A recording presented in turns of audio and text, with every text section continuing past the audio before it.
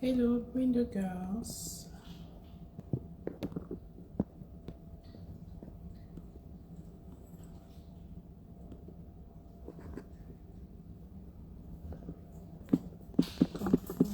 Hello. Hey Vanessa, ah, j'étais vraiment connectée. Je te guettais d'ailleurs. Hey Roméo, comment ça va? Ces émotions. Je mets le sujet et puis je vais commencer. Dites-moi si vous m'entendez normalement. Contrôler ses émotions. Comment vous allez?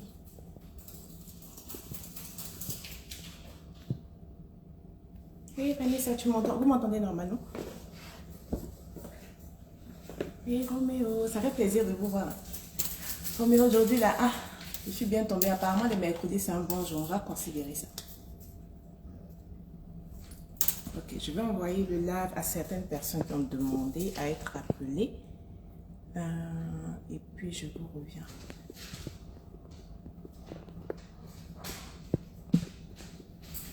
Je partage le live vite fait et puis on va commencer. N'hésitez surtout pas à partager aussi aux personnes pour qui vous pensez que le sujet sera important.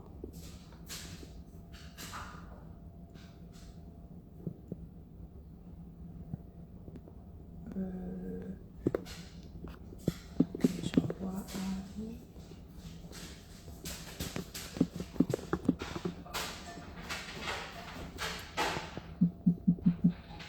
Ok. Et Elfie, il y a longtemps, oh. Il y a longtemps. Ok. Si le son est bon, si vous entendez venir, vous savez tous la plupart du temps, la plupart d'entre vous savent que j'ai un chien, donc si je me déplace souvent, désolé d'avance. Attendez, 2 secondes.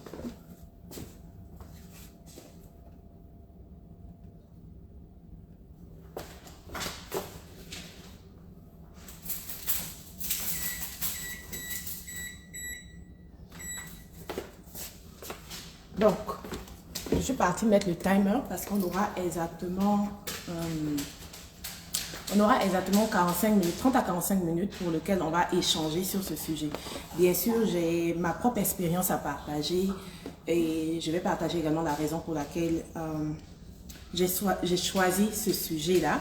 Mais si vous avez des questions, vous voulez intervenir ou partager votre expérience personnelle, n'hésitez surtout pas pour que je puisse apprendre également et qu'on puisse évoluer ensemble. Donc, pour les personnes qui sont nouvelles sur la plateforme, Bring the Girls, c'est une communauté de femmes fortes qui partagent des expériences pour éviter surtout aux plus jeunes de faire les mêmes erreurs, sinon d'aller plus rapidement que nous étions allés avant.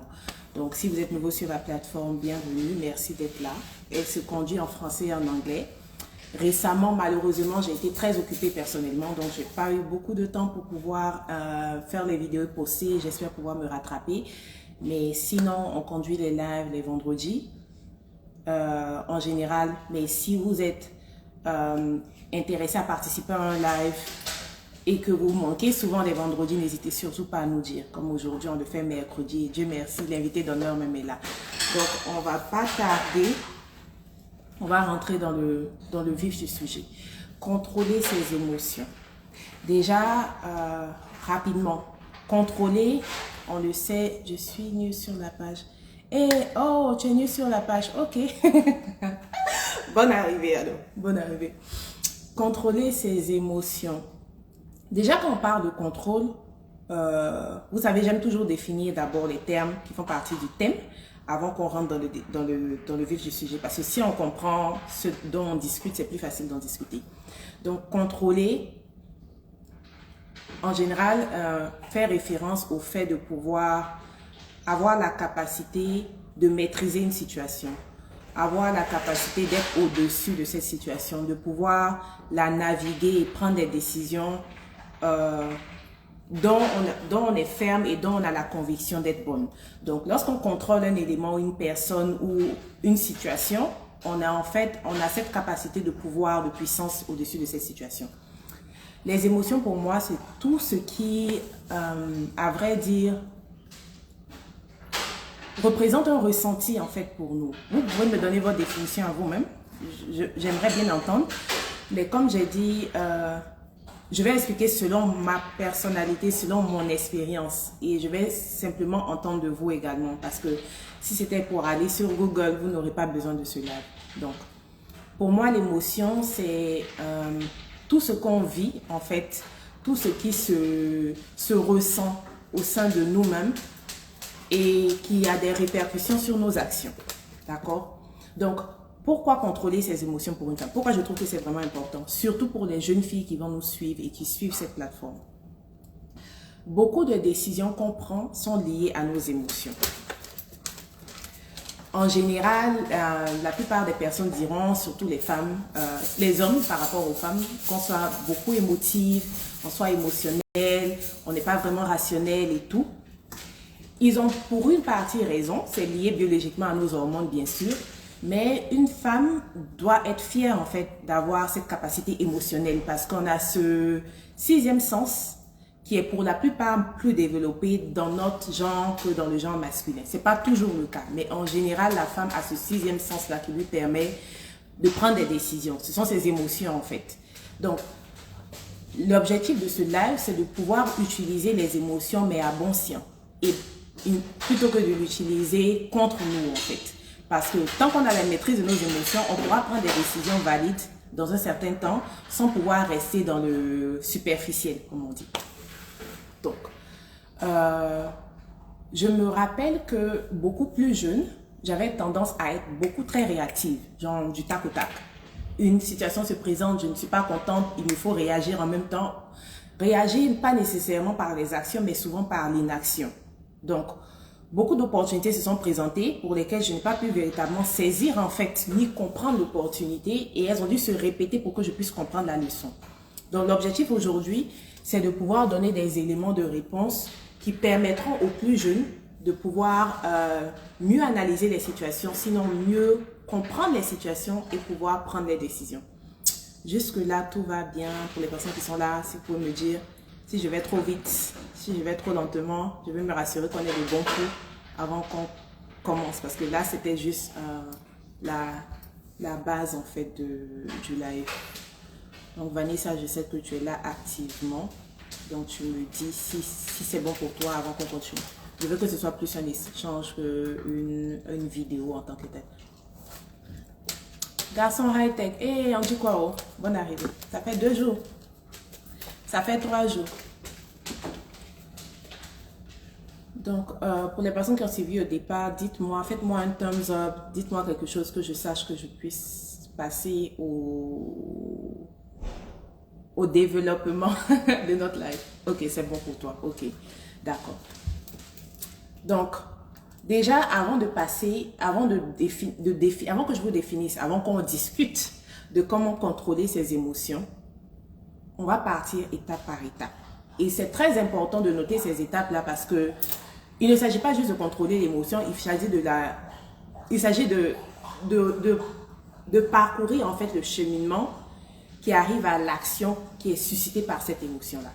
Donc, en premier lieu, et again, je parle par rapport à mon expérience personnelle. Vous pouvez avoir votre propre expérience, mais c'est ce que je conseillerais dans la maîtrise des émotions. C'est déjà d'identifier les émotions qu'on a. Ça a l'air très facile à dire, ça a l'air très counter-intuitive, comme on dit en anglais. Ça a l'air basique de le dire, mais il faut pouvoir identifier ces émotions. Il faut pouvoir mettre un nom sur ces émotions. Certaines personnes, moi y compris dans le temps, ne savions pas nécessairement faire la différence entre les différents types d'émotions. Mais encore, plus on évolue, plus de nouvelles émotions vont être créées. L'émotion, ce n'est pas quelque chose de statique. En tout cas pour moi, ce n'a pas été quelque chose de statique qui reste et qui est maintenu.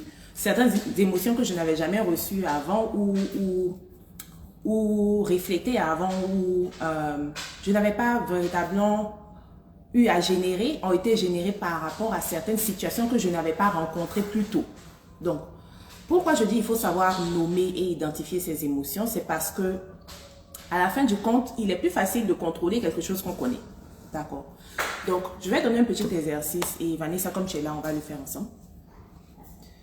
Quand je dis de nommer et d'identifier ses émotions, c'est de pouvoir pointer du doigt et savoir les différentes émotions, ok? Donc, on va prendre un exemple pratique. Durant la journée, bon, durant cette journée, il est 17 h ici, 17 h chez toi.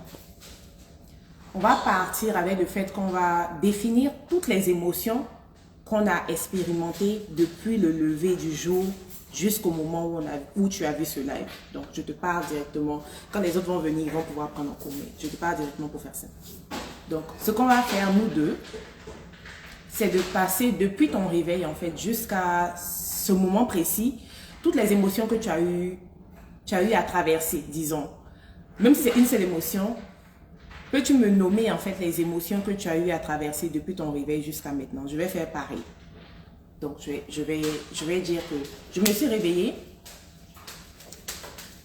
en sursaut d'ailleurs parce que je me suis réveillée un peu plus tard aujourd'hui. Donc, déjà, j'étais un peu apeurée. Donc, la première émotion, la peur. Pas effrayée, apeurée. Donc, vous voyez déjà qu'il y a une différence. Un peu apeurée parce que j'avais peur de rater mon premier rendez-vous. J'ai pris ma douche, j'étais pressée. Donc, un peu stressée. Pas ennuyée, un peu stressée de ne pas rater mon rendez-vous. Lorsque je suis allée au rendez-vous, on n'a pas pu me recevoir immédiatement. Donc, j'ai dû patienter. Bon, la patience aussi a des limites en fonction de ce qu'on veut réaliser. Donc, je suis restée assise. J'ai commencé à m'impatienter. D'accord. M'impatienter parce que je n'ai pas pu être reçue, parce que je devais attendre. Il y avait beaucoup de personnes. D'accord. Je ne m'attendais pas à ça. Après l'impatience, je suis partie au découragement. Parce que je me suis dit, j'ai un autre rendez-vous encore à prendre. Et je risque de rater ce rendez-vous-là. Donc, j'ai commencé à être un peu découragée. Après, on a appelé mon numéro. J'ai eu, je dirais, un sursaut de joie parce que j'étais contente d'être reçue maintenant, ok, de l'espoir. Donc, l'espoir. J'ai fini le rendez-vous. C'était plus ou moins bien passé. Je suis passée à mon deuxième rendez-vous. En partant à mon deuxième rendez-vous, l'embouteillage. Donc, je suis restée dans l'embouteillage. Encore le stress. En tout cas, être très nerveuse. J'étais très nerveuse parce que je voulais véritablement m'assurer que toute la journée se passe bien pour que je sois ici à l'heure. Donc, le stress encore. J'ai eu l'appel de ma mère, on a causé pendant très longtemps. Cela m'a relaxée. Donc, l'émotion, j'étais relaxe, j'étais très contente. J'ai même oublié que j'étais dans l'embouteillage. Tout s'est bien passé. Je suis partie au store. J'ai acheté les courses. J'ai fait les courses, pardon. Et j'étais relaxe.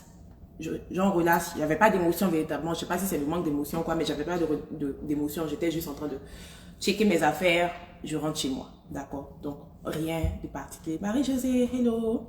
Marie-Josiane, pardon, hello. Donc, à ce moment-là, relax, pas d'émotion particulière, j'étais calme. Je rentre à la maison, je regarde l'heure, il est 15h30. Donc là, je me rends compte que j'ai le live de Bring the Girl à 17h. Je ne suis pas stressée, je suis juste anxieuse parce que je me dis, j'espère que cela va pouvoir aider une femme demain à contrôler ses émotions. Donc, je suis en train de penser à ce que je vais vous dire, même si je vais le vivre en même temps que vous, mais penser de manière positive au message que je veux passer. Donc, j'étais pensive. C'est l'émotion, pensive. Après, je m'apprête, je suis en train de faire mon make-up, je mets mon chapeau, en train de me faire belle pour vous. J'étais heureuse, l'émotion, heureuse. Là, je suis arrivée, dès que je me suis connectée, j'ai vu Vanessa, j'étais en paix, heureuse et contente, comme on dit en anglais. Très contente, parce que je me suis dit, aujourd'hui, on voulait le faire pour une personne particulière, si elle est là, tant mieux. Donc, en résumé, ce que j'aimerais que vous fassiez de manière journalière, et cela va véritablement vous aider, à un point où vous n'aurez plus besoin de le faire, c'est jusqu'à ce que vous soyez dans la mesure de contrôler vos émotions, de les identifier. Et la meilleure manière de le faire en fin de journée, c'est de s'asseoir et de ressasser sa journée en se demandant quelles sont, à quelles étapes, surtout, les émotions que j'ai eu à traverser. Exactement comme je viens de le faire. Très brièvement, vous prenez depuis la matinée jusqu'à la soirée, qu'est-ce que j'ai eu à traverser? Vous les identifiez. Vous arrivez à mettre un nom sur ces émotions. Je ne sais pas si je me suis fait comprendre ou je dois expliquer un peu avant qu'on passe à l'autre étape. Marie-Josiane, tu dis, j'aime trop ce que vous faites, merci beaucoup. Oh, de rien. Et puis tu peux me tutoyer. Oh. Merci beaucoup d'être là pour nous. Ça fait beaucoup plaisir en tout cas, de rien. Tu prends de cours, mais j'espère que pour le moment, le tempo, ça va. si j'ai le feu vert, je pense que ça a été c'est quand même clair. On ressasse sa journée, on identifie les émotions qu'on a traversées et maintenant on passe à l'étape 2. L'étape 2, c'est de catégoriser ces émotions. Et lorsque je dis catégoriser, c'est de les mettre en fait dans une catégorie. Je ne sais pas comment dire encore. On les met dans un box, on les identifie, maintenant on les répartit en fait dans un box particulier. Par exemple, comme dans le frigo, quand vous avez un réfrigérateur, que vous achetez des aliments, vous mettez les œufs dans un compartiment particulier, vous mettez tout ce qui est produits laitiers dans un compartiment particulier, tout ce qui est viande à un compartiment. Je ne pense pas qu'on mette, enfin là, normalement, l'organisation voudrait que tout ce qui est laitier qui va périmer soit en haut et tout ce qui est, par exemple, fruits et tout, soit en bas en fonction des températures en fait. Donc, on ne met pas tout partout. Donc, on va utiliser nos émotions qu'on a identifiées. On va faire pareil. On va maintenant les catégoriser. Et quand je dis catégoriser cette fois-ci, on va les mettre dans un box. Donc, comme j'ai dit, on a identifié. Le matin, je me suis levée. J'étais apeurée parce que je ne suis pas partie. Je ne me suis pas réveillée à temps. D'accord? Donc, les émotions négatives et les émotions positives. C'est comme ça qu'on va les catégoriser. Ce que je vais dire maintenant, avant qu'on avance et avant que vous ne fassiez cette erreur que j'ai moi-même fait, c'est d'inhiber vos émotions. Je ne suis pas venue dire ici à qui que ce soit d'inhiber ses émotions. Et quand je dis inhiber, je ne suis pas venue demander à ce que vous oubliez, à ce que vous rejetez, à ce que vous ne fassiez pas fi de vos émotions. Bien au contraire, je suis en train de demander à ce que vous établissez ces émotions et que vous en preniez contrôle. Donc, s'il vous plaît, mesdames, toutes les personnes qui vont venir regarder après cette plateforme, vous devez avoir des émotions. Vous êtes des personnes, vous devez avoir des émotions et vous devez savoir les exprimer. C'est tout l'enjeu. Donc, à ce stade-là, émotions positives, émotions négatives. Je ne vais pas revenir sur toute ma journée, mais en gros, on a traversé la peur, on a traversé le découragement, on a traversé l'impatience, on a traversé, oh, bang, welcome. On a traversé l'impatience, on a traversé la joie, on a traversé le calme. Qu'est-ce que j'ai dit encore? L'anxiété, l'excitation. Si c'est chez moi ou bien si vous continuez de me voir. Si vous êtes là et que vous me voyez, mettez un pouce ou une émotion, mettez quelque chose que je sache que je suis là. Parce que j'ai vu que la vidéo a posé.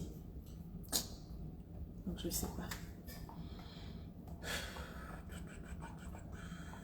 Est-ce que je suis toujours là? Pour les personnes qui sont là, dites-moi si je suis toujours là. Parce que je ne peux pas savoir. C'est posé. Donc, je pense que je suis là, mais j'espère que vous m'entendez normalement. Pour pas qu'on finisse ce live sans que vous m'entendiez.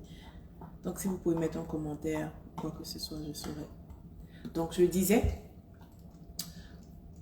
on va catégoriser les émotions positives et les émotions négatives. Je pense que c'est plutôt cohérent. Tout ce qui en vous repulse, tout ce qui vous fait sentir mal à l'aise, tout ce qui vous met hors de vous sont des émotions négatives. Par contre, tout ce qui vous donne la joie, comme moi venir vous parler aujourd'hui, être content de voir de nouvelles personnes,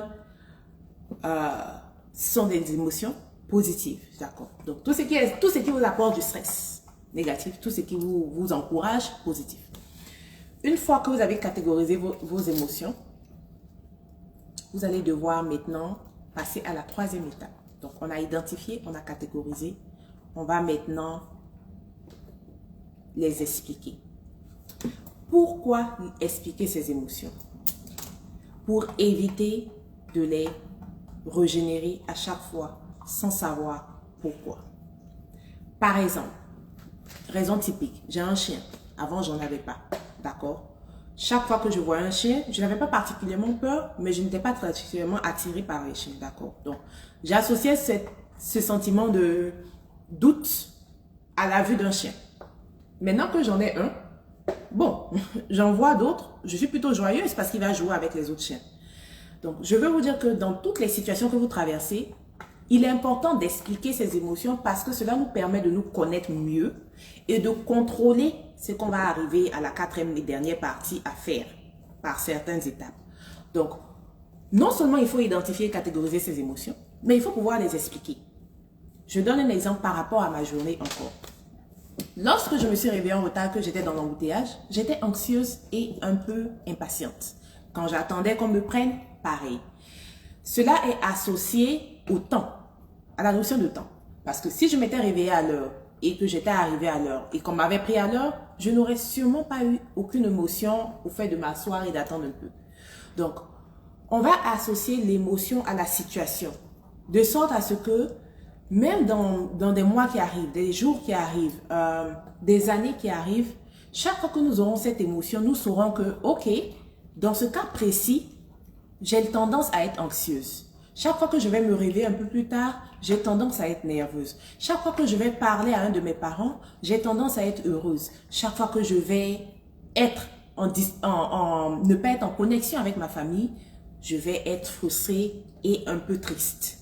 Donc, on n'a pas seulement les émotions, on a également la situation qui conduit aux émotions. C'est comme en médecine, c'est comme dans la santé, c'est comme dans la vie réelle. Il y a la cause et il y a le symptôme. Le symptôme sera l'émotion, la cause sera la situation. Donc, vous allez chercher à faire comment je vais dire ça? Un lien direct de causalité entre l'émotion que vous avez et la situation que vous rencontrez. Hello Zater, hi. Donc, pour toute la journée que vous avez passée, par exemple, vous allez établir ce lien de causalité entre l'émotion et la situation. Maintenant, une fois que ces trois premières étapes sont passées, on va maintenant définir comment contrôler ces émotions. Déjà, je veux dire que contrôler ses émotions, c'est un disclaimer, varie de personne à personne.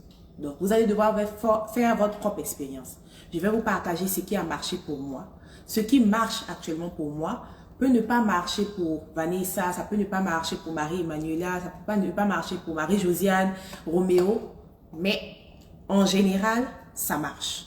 Donc, je ne suis pas en train de donner un cheat sheet, comme je dis, un boileau, mais en général, vous allez trouver que lorsque vous allez faire cet élément, hey, welcome here, lorsque vous allez trouver ce genre d'émotion, ou bien lorsque vous allez passer à ces actions-là, vous allez remarquer que vous avez une baisse de pression au niveau de vos émotions. Vous vous sentez beaucoup mieux. Donc, je vais vous partager ça en espérant que vous venez en tête que vous devez faire ce même exercice-là pour vous-même, pour vous rassurer que c'est quelque chose qui marche pour vous, en fait. Donc, pour contrôler ces émotions en premier lieu, pour les personnes qui sont chrétiennes, elles vont comprendre les trois parties. Pour les personnes qui ne sont pas chrétiennes, vous allez comprendre pourquoi je dis ça. Parce que ça vient du Notre Père, en fait. On pêche généralement par action, par pensée, pardon, par action et par omission. Je propose, en tout cas pour moi, ce qui a marché pour moi, c'est de contrôler mes émotions de la même manière. Par pensée, par action, par omission. D'accord. Donc, la première étape, par la pensée. Lorsque vous êtes dans une situation où, disons, prenons une émotion négative, on va prendre une émotion positive. Parce que souvent, les émotions positives aussi nous envoient à faire encore plus de dégâts que les émotions négatives. Une émotion, c'est une émotion, rien à rejeter, tout à absorber et savoir contrôler, comme je le disais. Donc, là, disons, je suis heureuse de vous voir aujourd'hui parce que ça fait un bon temps qu'on n'a pas fait de live. Je peux passer mon temps à montrer mon bonheur et ne parler de rien, ne pas donner de substance à ce live. Ça sera négatif pour vous. Donc, lorsque je dis vous devez contrôler vos émotions par pensée, c'est de se mettre en tête, en fait, l'enjeu et vivre le moment, la situation dans le temps présent. Donc là, je suis là, je vous vois, je suis contente de voir l'une ou deux des personnes et je me rappelle dans ma pensée que, ok, l'objectif, c'est de parler de ce live et de laisser une trace pour une personne qui viendra après. Je ne vais pas me laisser chambouler si des personnes viennent ou pas. Je vais juste laisser mon savoir ou mon expérience en espérant que quelqu'un puisse participer. Donc, vous allez utiliser votre pensée et vous assurer à ce moment précis que vous faites ce que vous pensez être bon de faire. Je prends une émotion négative. Vous êtes dans une situation où un ami vous a blessé, il vous a promis quelque chose ou bien il était supposé être présent pour un événement important pour vous et il n'est pas venu. Du coup, la première fois quand vous le revoyez, vous avez tendance instinctivement à vociférer en fait votre émotion et vous rappelez que non, je veux être au-dessus. Je veux être au-dessus de cela. Je veux donner le bénéfice du doute. Je veux être la personne mature. Je veux être la personne qui contrôle ses émotions. Donc, par votre pensée, vous décidez de ce que sera votre action. C'est la deuxième partie. Par pensée, par action. L'action concrète que vous allez faire. Disons dans le cas de votre ami, vous devez, peut-être c'était votre graduation, la personne n'a pas pu venir et n'a pas communiqué du tout avec vous. Donc par pensée, vous avez dit, ok, je vais laisser passer, je vais attraper mon cœur comme on dit, je vais être la personne mature dans ce cas-là, je ne vais pas me laisser entraîner par mes émotions. Vous l'avez fait par pensée. Dans l'action, c'est très difficile, surtout c'est quelqu'un avec qui vous êtes vraiment proche et vous... Vraiment, c'est, comme on dit, votre CP, c'est votre personne, c'est vraiment quelqu'un que vous aurez aimé avoir à ce moment précis dans votre vie. L'action serait de méditer. Vous avez la pensée d'être la personne qui veut contrôler ses émotions. D'accord. Maintenant, par action, vous allez prendre une décision. Ok. Je vais méditer. Par exemple, sur l'importance de mon amitié avec cette personne. L'importance de mon amitié tout court. L'importance de ce que j'apporte à mes amis et ce qu'ils m'apportent. Vous ne ralliez pas en fait l'émotion à la personne et à la situation. Vous grandissez dans le sens où vous établissez maintenant votre personne vis-à-vis de vous-même. C'est vous vis-à-vis de vous-même. Et ce n'est plus maintenant vous vis-à-vis de la personne en fait qui a créé la situation. Ou si c'est vous-même qui avez créé la situation, ce n'est plus vous vis-à-vis de vous en train de vous torpiller. Je ne sais pas si je me fais comprendre. Donc, dans ce cas-là, la graduation s'est passée, la personne n'a pas pu venir. D'accord. Si moi, j'étais dans la situation de la personne, qu'est-ce que j'aurais fait? J'aurais sûrement communiqué. Donc, je médite dessus. Si dans le futur, il m'arrive de ne pas pouvoir arriver à un événement où quelqu'un a besoin de moi, je vais communiquer. Donc, vous méditez sur toutes les manières dans lesquelles vous aurez personnellement géré la situation. Ça, c'est valable quand il s'agit d'une situation vis-à-vis des autres. Mais la plupart des émotions sont gérées vis-à-vis des autres. Donc, c'est pour ça que ce cas-là devrait passer.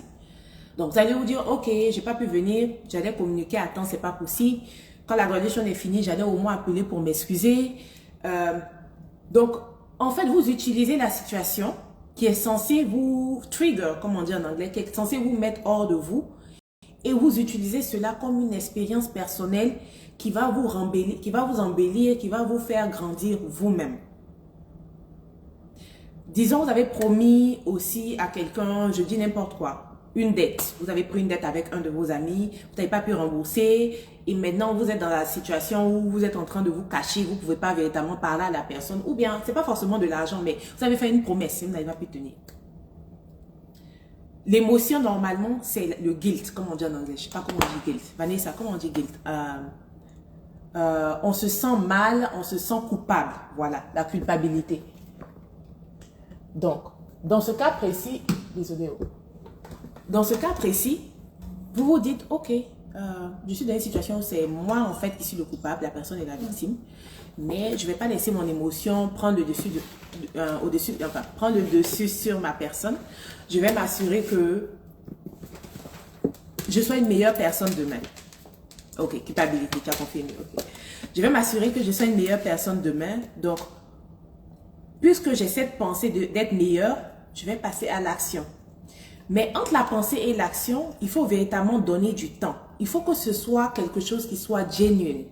Les mots même français nous sont en train de partir. Il faut que ce soit quelque chose que vous avez médité parce que ça doit pas être ça doit pas être un sursaut d'orgueil qui se dit ok, bon, je vais appeler, je vais m'énerver ou bien je vais appeler, je vais m'excuser au point où finalement vous êtes, parce que souvent on s'excuse et souvent on s'excuse plus même que ce qu'on a créé. Ça c'était mon travail. Tu as fait une petite erreur qui demande peut-être une excuse, mais tu vas tellement avoir envie de t'excuser que tu t'excuses jusqu'à la personne même a pratiquement envie de te ramasser et puis te relever encore. Non. Il faut être humble, mais il faut savoir aussi Il faut savoir en fait baliser. C'est pour ça qu'il est important de penser, de réfléchir, de méditer avant de passer à l'action. Parce qu'on ne peut pas faire il faut faire deux poids, deux mesures en fait. Je ne suis pas en train de dire faites du mal aux gens et puis vous en foutez-vous. Mais il ne faut pas aussi se rabaisser au point où finalement ça devient difficile même de garder la face. Bref. Donc, comme je disais, pour passer à l'action, on va méditer. Et par la méditation, les personnes le font de manière différente. Moi, j'écris. Je vais écrire la situation, comment je me suis sentie. Donc, je vais faire du journaling. Donc, je vais écrire comment je me suis sentie, comment la personne m'a fait sentir, comment mon entourage vis-à-vis de la personne et de moi-même m'ont fait sentir. Et je m'arrête là. Je ne sais pas comment dire. Je n'essaie pas d'expliquer à ce moment-là.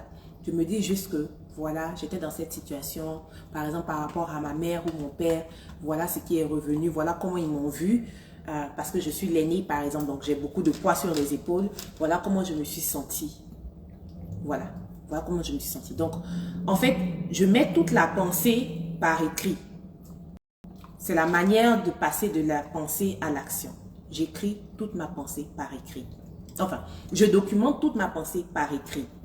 Je fais encore le même travail après m'être calmée. Parce que je me rends compte que rien en fait, souvent il faut dire j'aime la phrase et j'aime pas la phrase en même temps.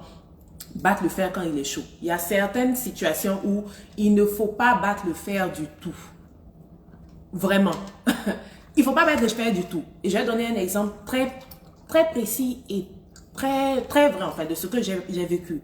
Dans vos relations, là je vais parler de dating. Parce qu'avec les parents, encore famille, on peut gérer, on peut demander pardon, ça peut se régler. Les femmes qui se lèvent, comme moi souvent, pendant notre cycle mensuel, quand on a toutes les hormones, on a les crampes, des règles douloureuses, tout va mal. Moi particulièrement, j'ai tendance à snap. Tu m'as provoqué, en tout cas, je vais te répondre en même temps. Maintenant que je me rends compte que c'est récurrent et que ça va se faire chaque mois, jusqu'à la ménopause, je ne peux pas continuer de toujours être énervé ou sur les nerfs parce que c'est quelque chose que je vis internellement. Donc, j'écris que, ok, je sais qu'à cette période du mois, vraiment, j'ai tendance à être un peu, oh là là. Donc, je vais faire attention. Pareil dans vos relations. Certaines personnes peuvent vous faire du mal ou du bien, mais vous n'allez pas apprécier.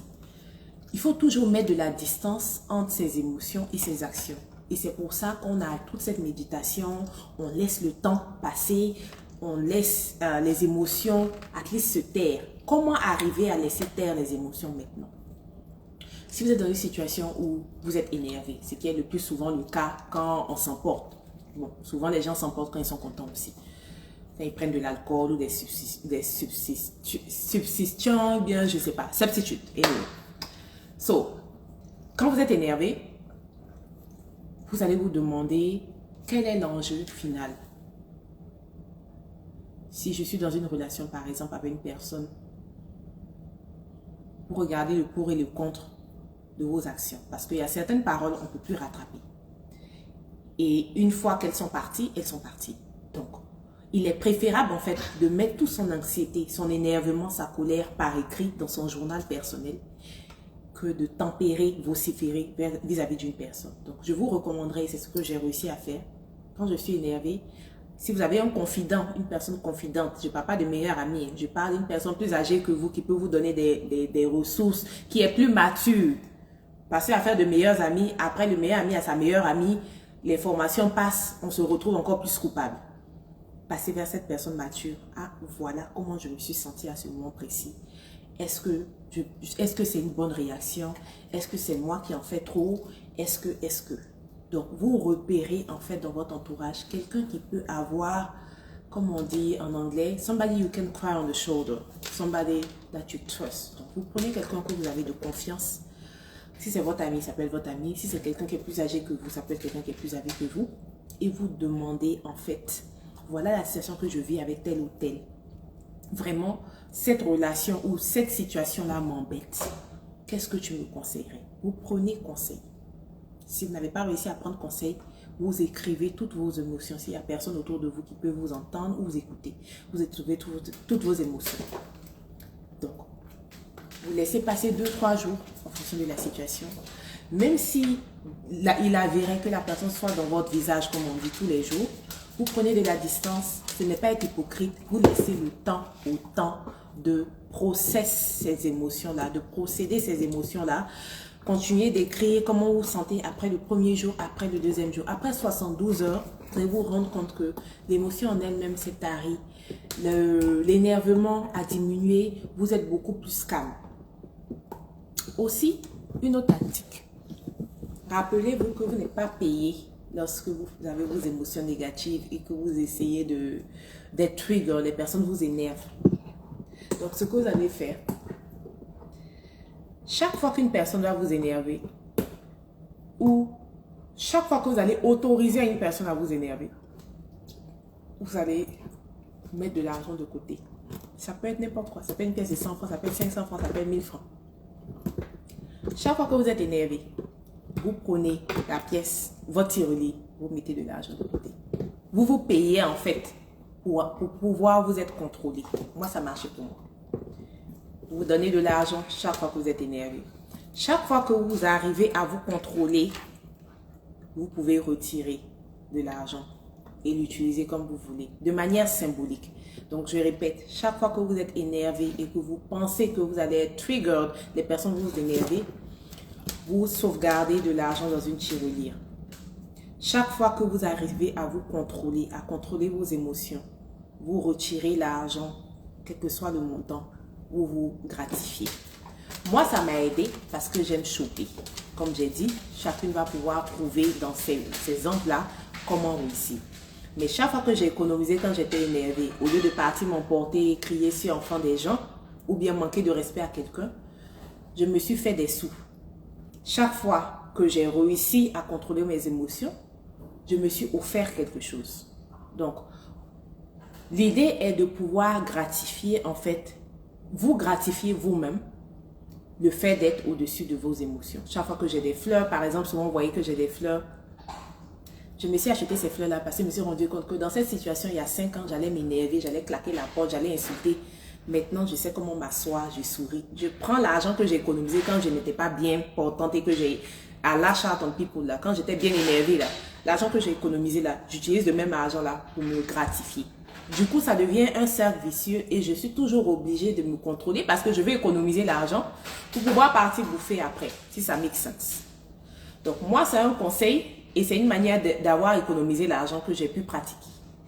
Mais comme j'ai dit, vous avez fini, vous avez commencé par la pensée, l'action en elle-même définira en fait la manière dont vous êtes passé à la troisième étape de comment contrôler ses émotions, qui est l'omission. Comme pour les enfants, en tout cas ça marchait pour les enfants. Il y a une étude même qui a prouvé que la plupart des enfants pour lesquels les parents ont réussi cette technique ont su contrôler leurs émotions. Ont su contrôler leurs émotions. Donc ce qu'ils font, quand je dis par omission, c'est de pouvoir distraire en fait, se distraire. Donc dans ce cas-là, Monica, on dit quoi? Oh? Dans ce cas-là, par exemple, partir au supermarché avec un enfant, il va commencer à pleurer parce qu'il a vu du chocolat, ou bien c'est Noël, ou il a vu une Barbie, elle a vu une Barbie, ou bien il a vu un automobile. Ce que vous faites, vous essayez de le distraire en lui montrant quelque chose d'autre. Oh, tu vois ce que tu as dans ta main. Oh, tu as aimé cette nourriture, tu veux manger cette nourriture-là.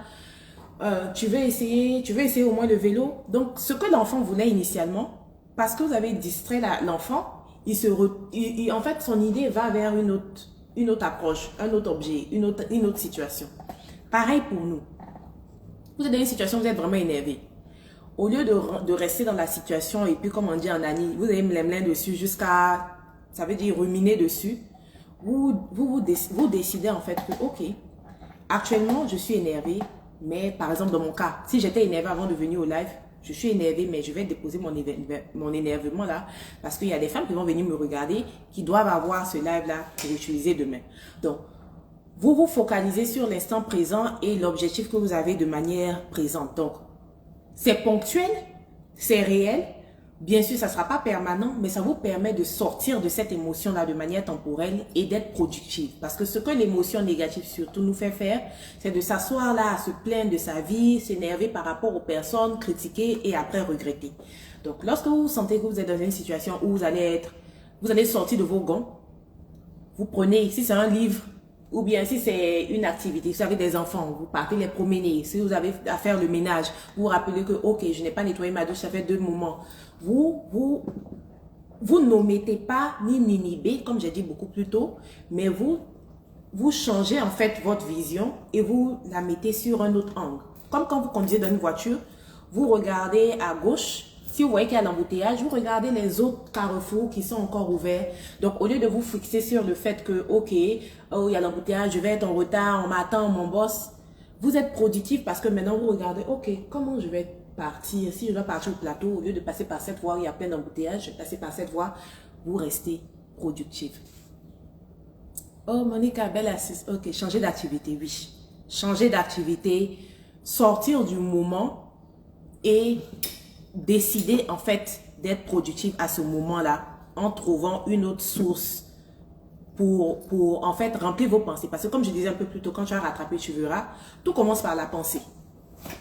Donc, vous voyez l'action, vous voyez une amie qui vous a fait un gourmet de je ne sais pas quand, vous ne voulez pas, je vais pas donner de nom, comme nos artistes là.